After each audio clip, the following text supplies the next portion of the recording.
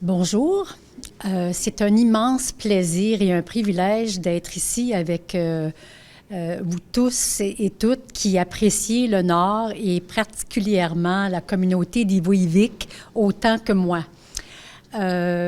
J'ai donc habité pendant 6 ans au Nunavik et ce qui m'a attirée là, c'est ce que je connaissais de la gravure qui avait été créée au Nunavik parce que ma formation est prioritairement en estampe.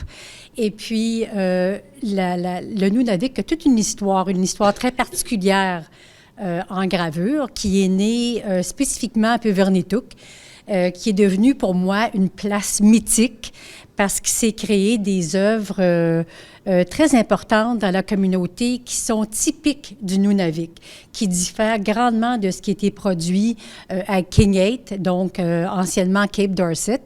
Et j'étais curieuse, je voulais savoir ce qui se faisait aujourd'hui au Nunavik. J'ai eu la chance d'y aller parce que mon conjoint travaille pour Qumaq Inuit depuis, il a pris sa retraite il y a 2 ans, donc il y a été pendant 34 ans. Et puis, j'ai eu l'occasion de pouvoir aller avec lui à Ivujivik, où il a enseigné. Et puis moi, bien, j'ai eu la chance, avec l'éducation des adultes de la commission scolaire, d'accompagner les adultes dans la création de gravures. Alors, j'ai enseigné d'abord pendant 1 an à Iyaituk, alors qu'on était installé là-bas. Et puis, ensuite, on est allé à Ivujivik, où j'ai fait un projet pilote en gravure. Donc, je donnais un atelier d'1 mois à 6 jours par semaine avec un groupe d'adultes à Ivujivik, où je faisais une introduction à la gravure, donc la linogravure avec les adultes. Et puis, on allait voir quel était l'intérêt pour cette pratique et puis où on pouvait aller avec ça.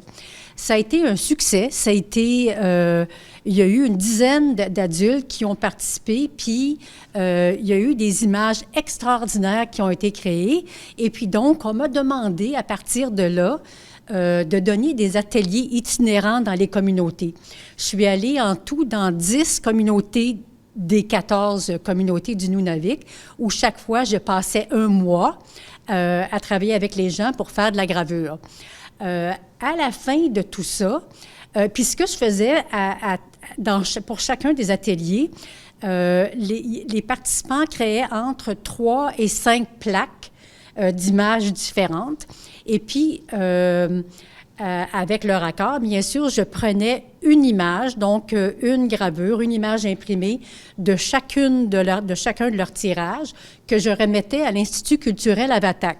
C'était dans le but d'ajouter, de composer une nouvelle collection de gravures qui est issue des communautés depuis 2014 à 2021, au moment où je suis revenue. Et puis, c'était étonnant parce qu'à la fin de tout ça, j'ai réalisé qu'on avait produit plus de 260 images imprimées qui faisaient partie de la collection d'Avatak. Et puis là, à la fin de tout ça, on m'a invité à soumettre un dossier au Musée d'art de Joliette pour une exposition de ces gravures qui avaient été créées au Nunavik pendant toutes ces années-là. Alors, j'ai invité Qumaq Iyaituk et puis Maggie Napartuk qui avaient participé avec moi aux ateliers où je la formais de manière à ce qu'elle prenne la relève lorsque je serais partie pour continuer à donner des cours de linogravure dans les communautés. Alors, elles ont été co-commissaires avec moi de cette exposition-là.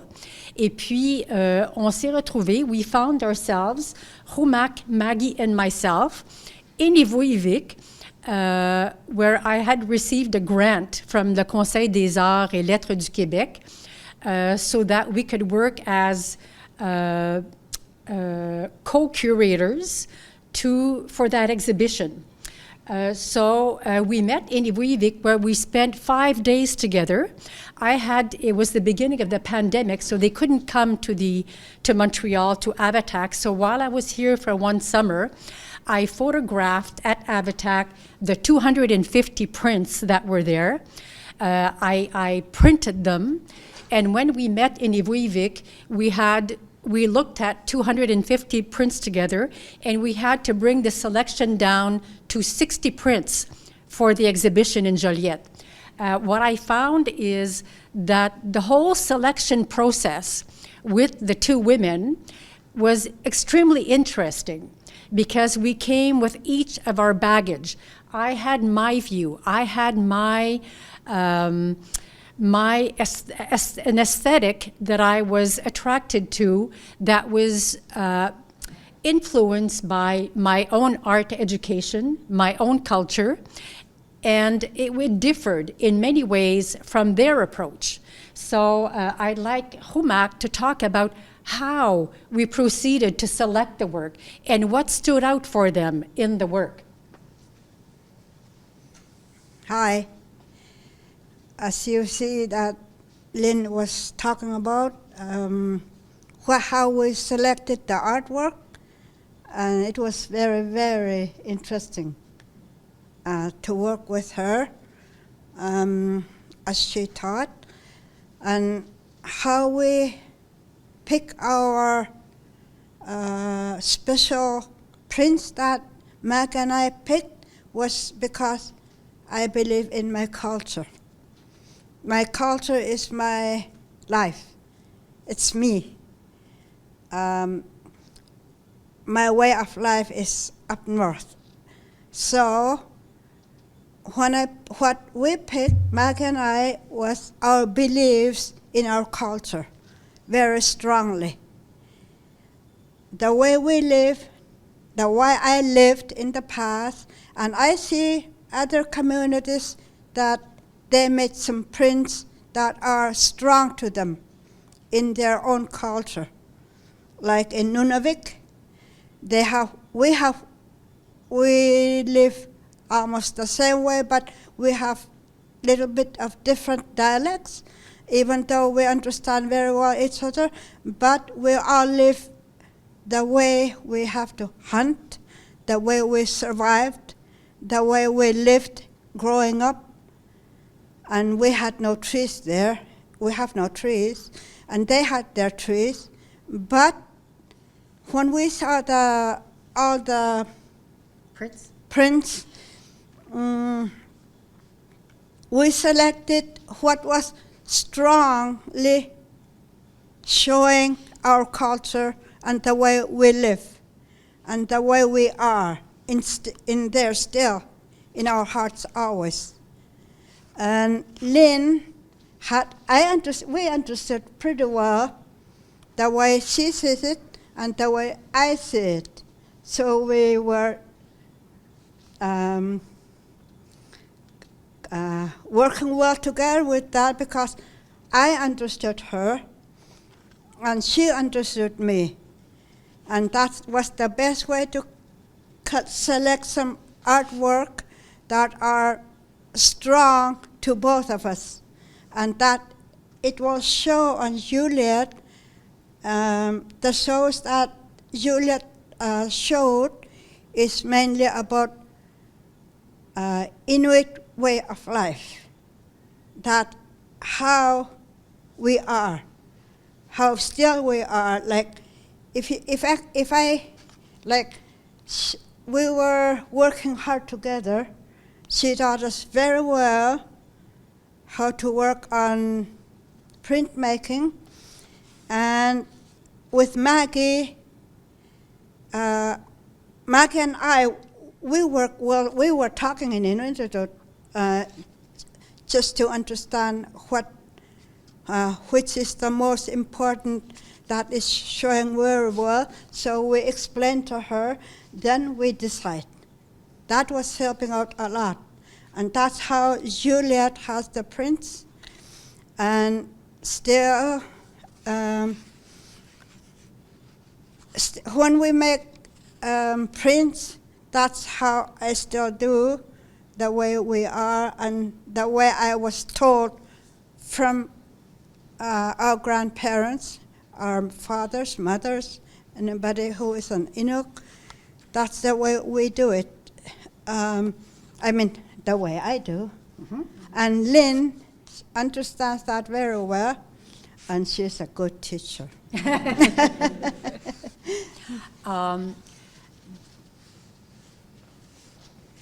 What I found really interesting is how they looked at the work, how they, it wasn't just about selecting images that were beautiful or that were technically well done.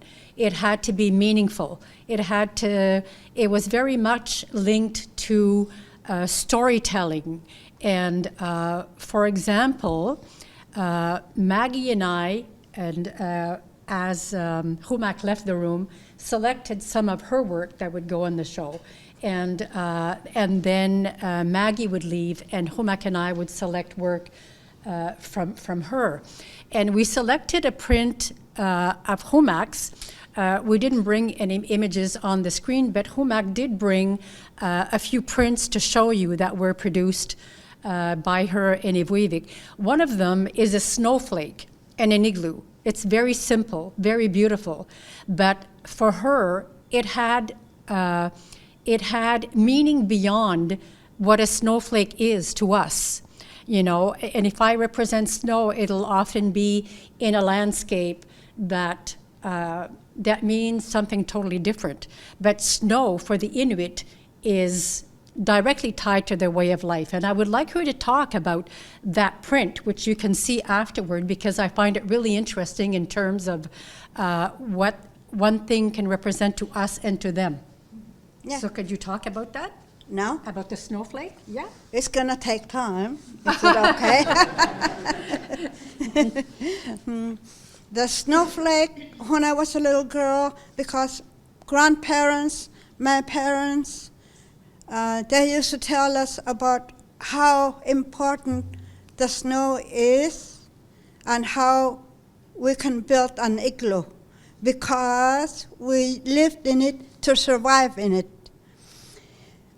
When they had an old tent, and it's very cold in fall, and the old tent has molds and holes in them.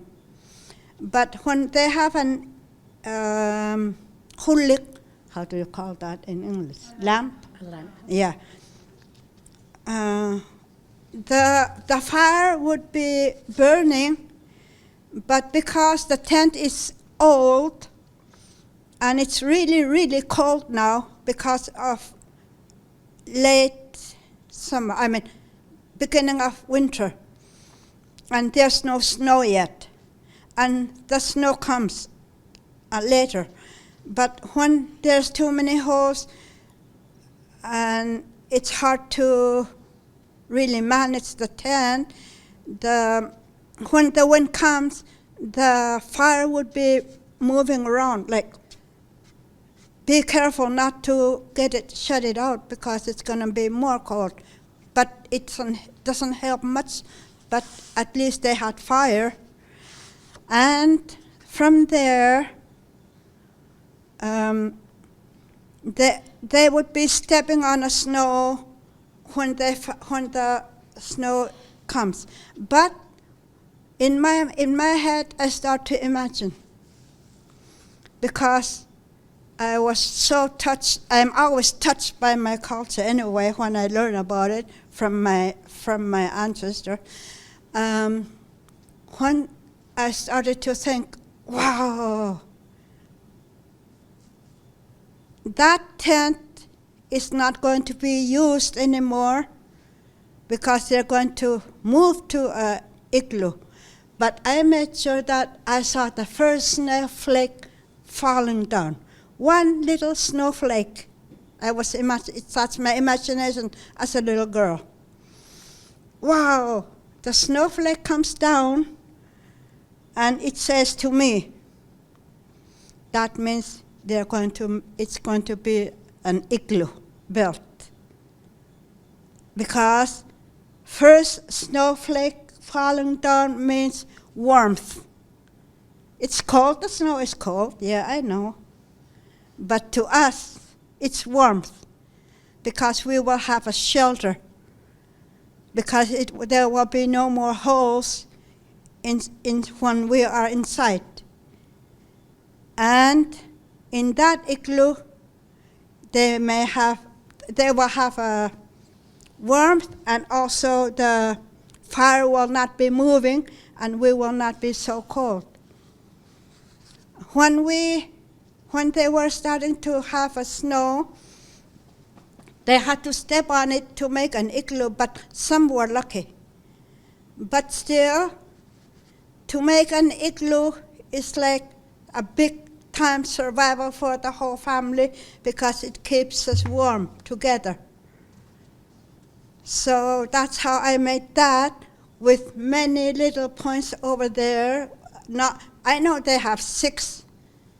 Snowflake has 6 points? Yeah, points.